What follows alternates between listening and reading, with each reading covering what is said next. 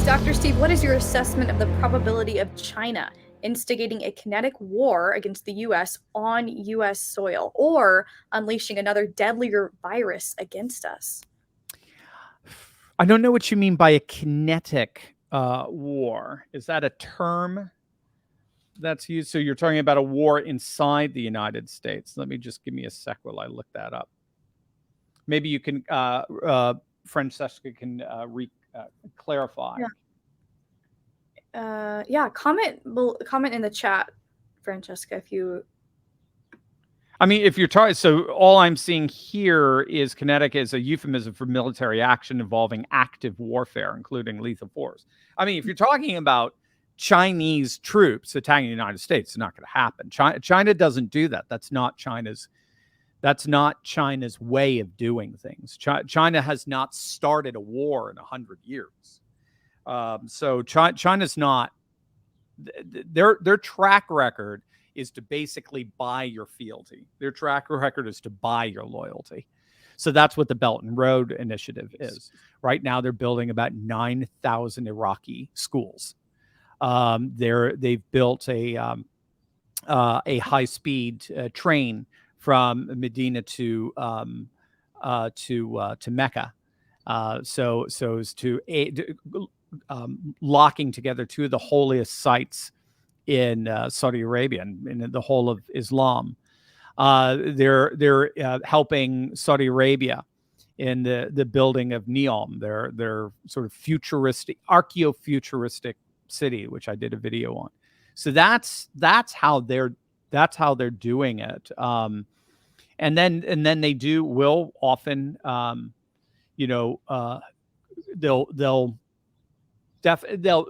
that will mean that those countries are not going to be voting against China inside the UN, even though the UN doesn't matter anymore. The UN is pretty irrelevant organization.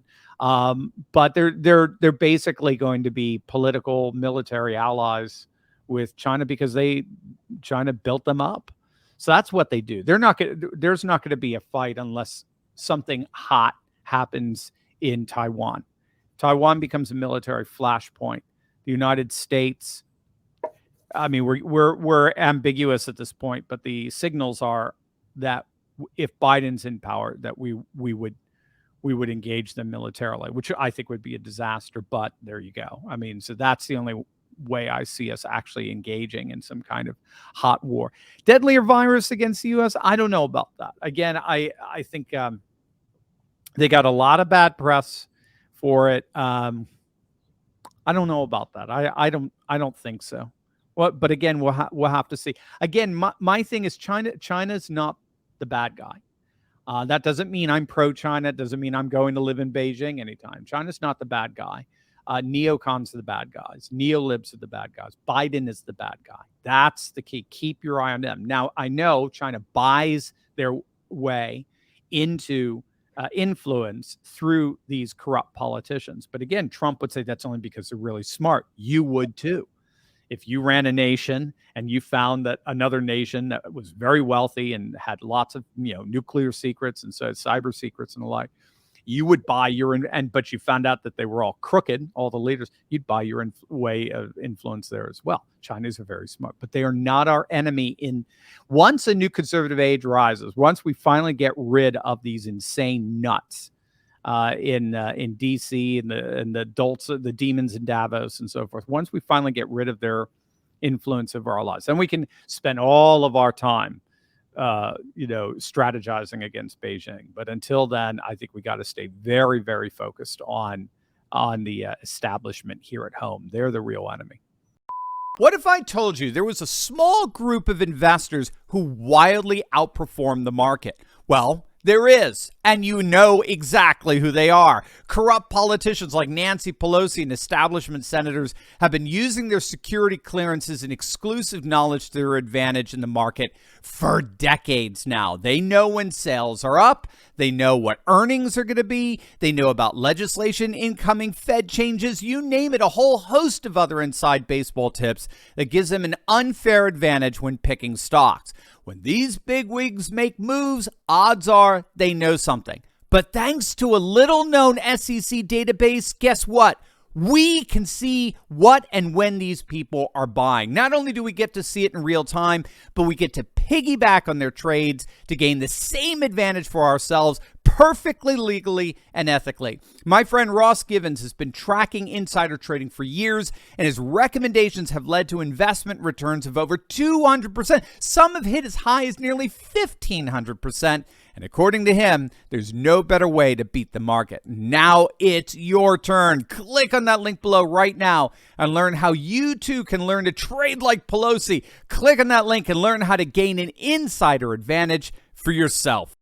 Olga is wondering, will the poor construction quality of the Chinese anger the countries where they're trying to buy influence?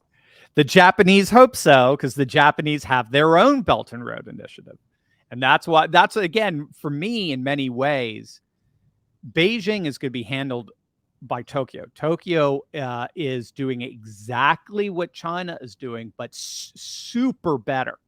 So you can be driving on a road in Kenya, and it's bumpy, and it's all of a sudden you get to this really smooth surface. And I'm like, ooh, that's nice. And the joke is, the smooth surface is the Japanese side of the road. The bumpy, crappy, cheap side, that's the Chinese. So yes, China is going to have to raise the game of quality, because Japan is very admiring of China's strategy of basically garnering loyalty through acts of goodwill and investment. So that's why China's not going to blow that right now. That's working here. That's the biggest mega project on the planet right now, is the Belt and Road Initiative. That's the biggest mega project on the planet. What Japan is doing is they're basically paralleling that, but providing far superior service and quality. And so we're finding several Belt and Road initiatives going on concurrently at the same time in Africa and the Middle East. And that's going to be a real blessing for those countries, to be honest with you, in terms of building them up, forcing China to get to a better quality. So yes, I think you're right. It could create resentment, and it'll go beyond just resentment. It'll send them to Japan in terms of economic partnership.